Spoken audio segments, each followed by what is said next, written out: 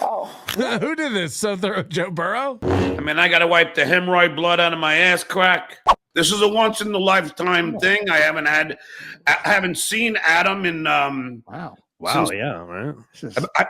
I mean, I haven't seen Adam in so long. Right. Since you left Pinky's show. Right.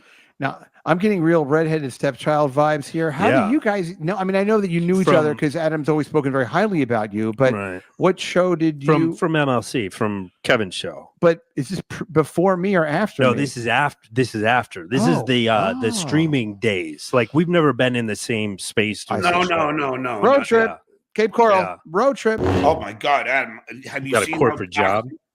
No, have you seen how toxic this Dabbleverse has become now? Like, Brian wants to know what the Dabbleverse is, so I thought it would be great for you. You could explain it to him because you're the nucleus of, Yeah, I'm curious to know. The Duke of the Dabbleverse. It's very simple, Brian. Please.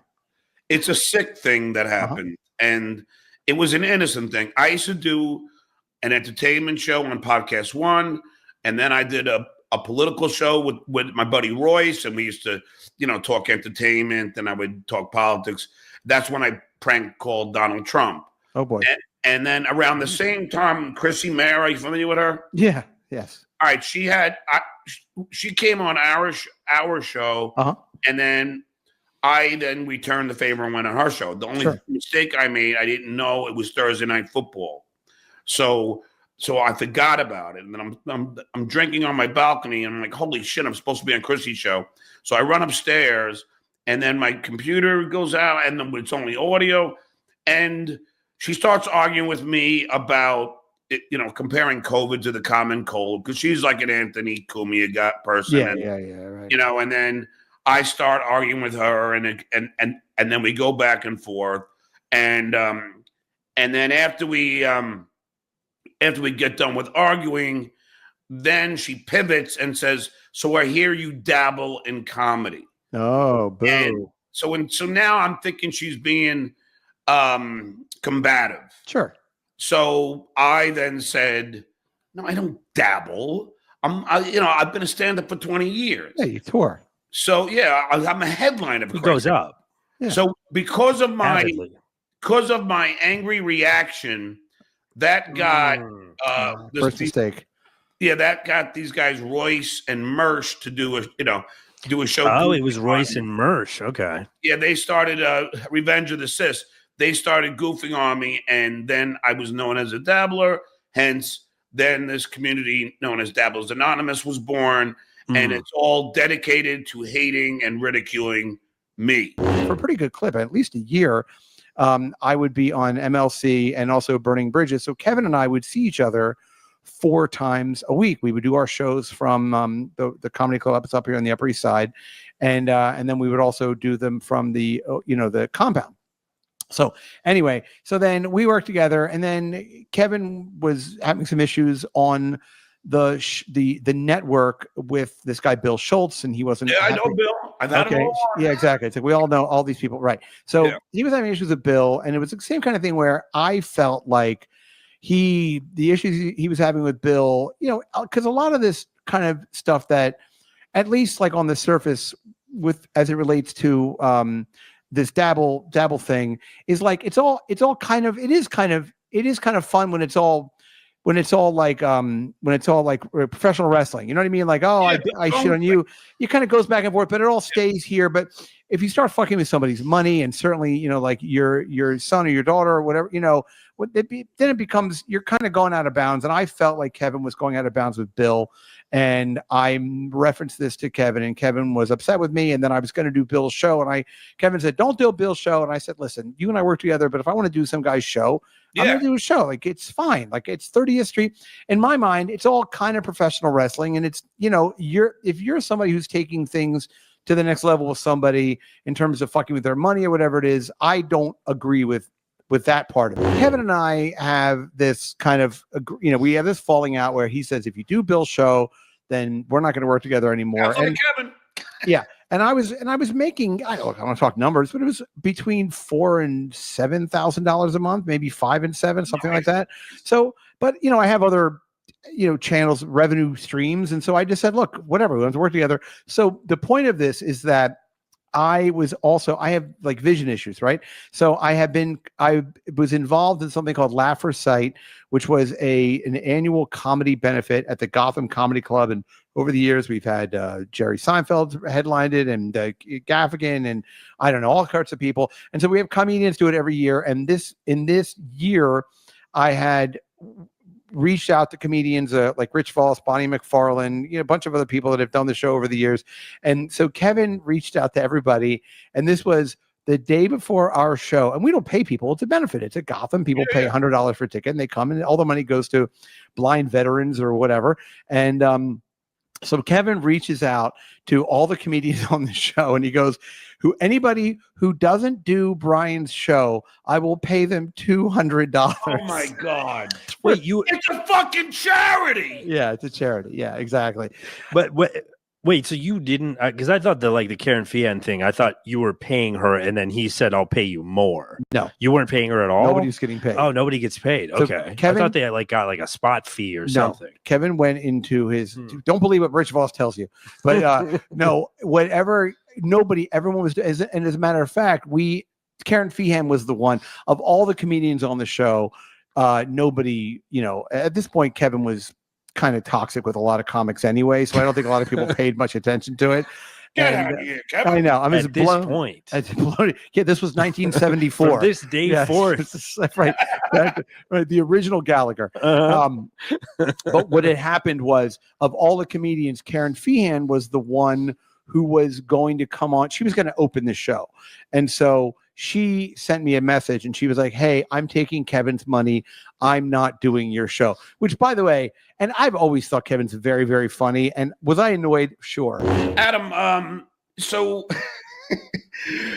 okay. So, Brian, are you on good terms with Kevin now or not? Yeah, I guess. Yeah, sure. you were, I try to have you go on there periodically.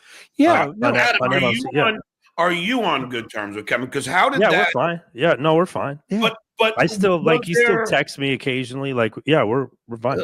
Was there any? I don't expect you to be. Well, I do in a way because you're a pretty honorable guy. But was there some friction that caused the departure, or was it just No, not really. I just Huh? No. I mean, we were generally pretty good. I mean, honestly, the thing with Kevin, the way that it became a live stream, he didn't really need a producer. And I actually think, as bad of a rap maybe as he gets, he's a nice guy. And I think he probably would have just paid me to do what I was doing forever. But it was silly. He didn't need a guy to go.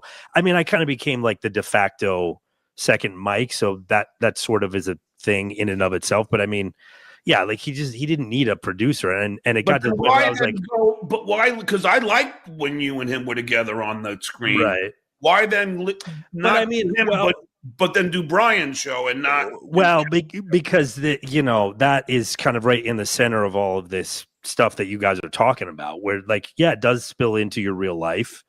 I mean, it didn't so much for me, but I would always be kind of tied to Kevin's actions, and I was also helping him do the things that he was doing. So I would catch a little shrapnel from time to time from people. So you didn't want to be really associated. I mean, well, you just get to a point where you kind of can't. If you want to have a regular job, it's hard to. So I always did. So and there were a couple of times where we had conflicts of interest where he and I had to talk, where I'm like, hey, this is somebody that maybe I'm going to work with, or he's talking to somebody or for the company that I work for or something. So there was crossover sometimes where it got a little uncomfortable. I mean, he was always cool about it and was like, all right, I won't talk about it if you're on screen, or, the views of Adam are not the views of Kevin. Yeah. But I mean, ultimately for me, it was he just doesn't need, and he's he wants to go on whenever he wants to go on. So he doesn't. Yeah, he doesn't. It's not good to have to coordinate with a guy. It just got to the point. It's different. When we were in the studio and doing a thing in person, you need a guy. Yeah. But yeah, I wasn't even booking the show. I mean, like, I'm just sort of helping him with technical stuff and then horsing around a little bit. Yeah, but just really quick, another funny Kevin story. So when one of my daughters went to a private school here in the Upper East Side, and there was this, we had to do these kind of live auction, silent auction things, and this mom donated money to have comedians perform at their apartment. And there was another dad who was friends with Gilbert Gottfried, who was in the middle of putting something together, like having comedians come to these people have this ridiculous apartment off of Lexington Avenue. And I didn't know these people at all. Anyway, this whole comedy night that this dad put together fell apart. So the dad came to me and he was like, look, I have this budget to do comedians, and can you, because they know that I'm tangentially involved in that industry, can you please put together a comedy night? And because I was working with Kevin, I said to Kevin, listen, and sometimes you talk to Kevin like you're like he's a child, and I would go, listen, I have $1,000 for you to do a 12-minute spot. I just need to get to Lexington and 80 whatever street, and I'm gonna put you on at 8:00. I need you to do 12 minutes, but I don't need you to show up there and be a fucking mental patient. Can you please just take the money? It's going to be in cash. We had 5 other comics. It was Bonnie, it was Kevin, it was Mateo Lane, I think it was Aaron Berg, actually, whatever it was. So I had money, $1,000 for each person for 12 minutes.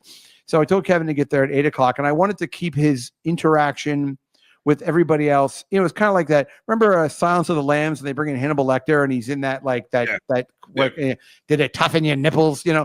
So I said, you show up, get there at 7:59, and you're going to leave at 8:13. So what does he do? He shows up at 7:00. He's got his phone out. He's walking around it's a party. These people have this huge apartment, and they're having hors d'oeuvres and dinner, and there's staff and everything. And he's going around with his phone out, and he's going, look at all you rich fucks, you fucking rich fucks. No. And he's shoving his phone in their face. And so I took him to what you would expect. I took him to the side.